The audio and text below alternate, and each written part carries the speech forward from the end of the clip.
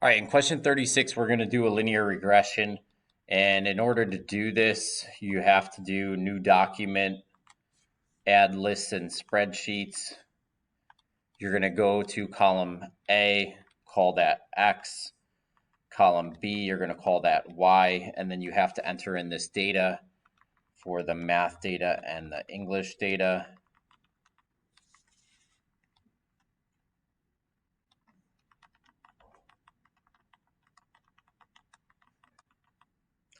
Then once you have your data entered, you're going to go menu, statistics, stat calculations. We've done one variable statistics. That's if you want a box plot or something like that, or a mean or standard deviation. They're asking for linear regression, so we're going to choose choice 3, y equals mx plus b. The x list we called x, the y list we called y. All right, now we're going to get all this information here. There's m, there's b. So I'm just going to substitute these in. It says round to the nearest hundredth. Hundredth has 2 zeros, so 2 decimal points. So 0.957 rounds this 5 up to 0.96. And the y-intercept 0.948, the 8 rounds this 4 up to a 5. So the y-intercept is going to, I'm sorry, the y equals mx plus b is going to be y equals 0.96x plus 23.95. That's going to be worth 2 points. The correlation coefficient, that's R. That's the only other thing we talked about on this list. So it's 0.920. The 0 doesn't round the 2 up, so just 0.92. The meaning of this value, so just the correlation on its own is a point. There's a strong positive correlation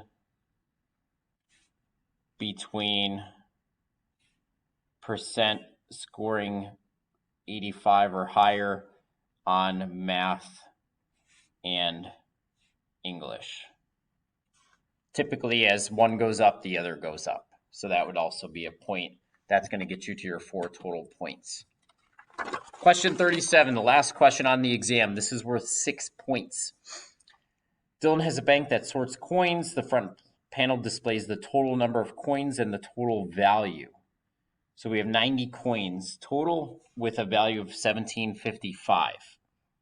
So he only does dimes and quarters.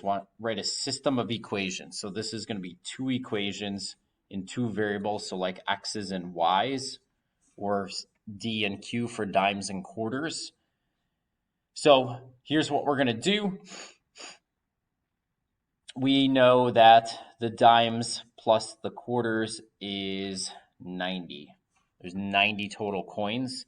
We also know dimes are 10 cents a piece.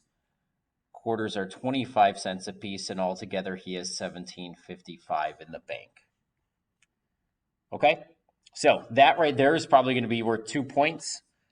And then using your system of equations, algebraically determine the number of quarters. So now we have to actually solve this algebraically. We have invisible ones here. So our goal is to make these numbers opposite. So I'm going to multiply this top equation by 0.10 and this bottom equation by -1. And use the distributive property. So I'm going to bring this down here, 0.1 times d plus 0.1 times q equals 0.1 times 90 is 9.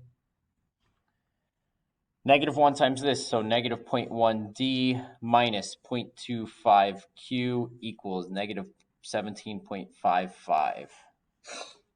All right, the goal is to eliminate the variable d. 0.1 minus 0.1 is 0.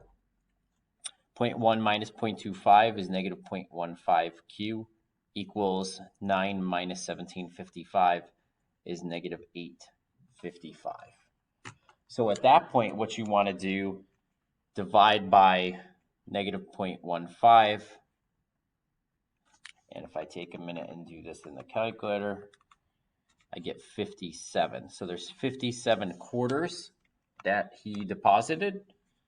Now I need to figure out how many dimes. So I'm just going to plug back into this top equation. It's a lot less work. Dimes plus quarters equals 90. Dimes plus quarters equals 90. So the number of quarters was 57. So if I subtract the 57, the number of dimes is equal to 33. So he deposited 57 quarters $1.33. So that part of the question would be worth 4 points. You could always, once you have this set up, if you have this set up correctly, you could go menu 3, 2, number of equations 2, x and y. You'd leave it as x and y and then just call that x, call that y. So this would be x plus y equals 90. And 0.1x plus 0.25y equals 17.55. Boom. Dimes, quarters, you're checking your work. If you had no idea how to solve it algebraically, you could just do it in the calculator, write this on the page, and get a couple of points. All right, hopefully that's helpful. That's it for this exam.